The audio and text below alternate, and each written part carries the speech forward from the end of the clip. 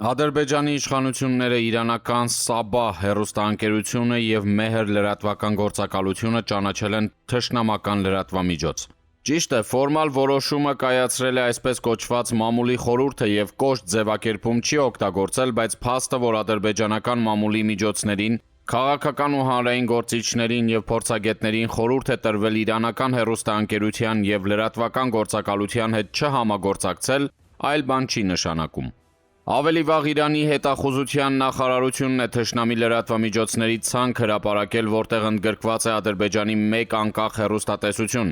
Այսպիսով կարելի է փաստել, որ Իրանը և Ադրբեջանը տեղեկատվական պատերազմի մեջ են, ինչը անկասկած միջպետական հարաբերությունների բարդության մասնակի դրսևորում է։ Իրավիճակին հավելյալ սրացում է հաղորդել Ուկրաինայի կողմից Կասպից ծովում իրանական բեռնանավի խոցումը, որի հետևանքով ըստ իրանական կողմի մեկ նավաստի է զոհվել։ Պաշտոնական Թեհրանը սպառնացել է, որ Ուկրաինան համարժեք պատասխան կստանա։ Ավելի վաղ գնահատելով ադրբեջանական մի շարք փորձագետների տեսակետը,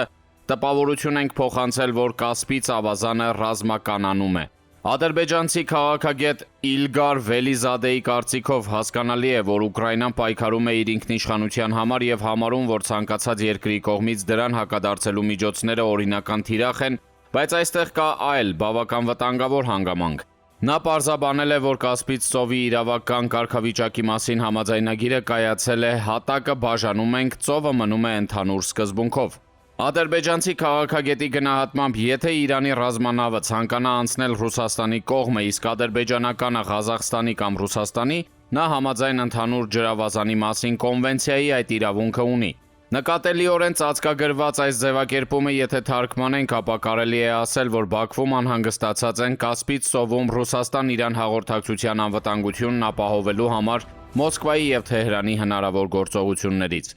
Եթե Ռուսաստանը և Իրանը Կասպից ծովում համատեղ պարեկություն սկսեն, ապա դրան կարող են հետևել իսրայելա-ամերիկյան պատասխանատվություններ։ Այդ դեպքում Մերձկասպյան երկրներում էներգետիկ ծրագրերը կառկախվեն, կհետաձգվեն նաև կոմունիկացիոն նախագծերը։ Ամենակարևորը Ադրբեջանը հարկադրված կլինի ընտրություն կատարել ռուս-իրանական և իսրայելա-ամերիկյան դաշինքների միջև, իսկ դա փաստացի պատերազմի ընտրություն կնշանակի աշխարհատնտեսական և անվտանգային հետևանքներով։ Բավական զգաստացնող է, որ Վելիզադեն Կասպյան պատերազմի թեմայով անհանգստություն է հայտնել Պուտին-Ալիև հեռախոսազրույցից հետո։ Մանավանդ սոցիալական հարթակներում տեղեկություն է տարածվել, որ Իրանը առաջիկա 2 օրերի ընթացքում բալիստիկ հրթիռներով կհարվածի Ուկրաինային։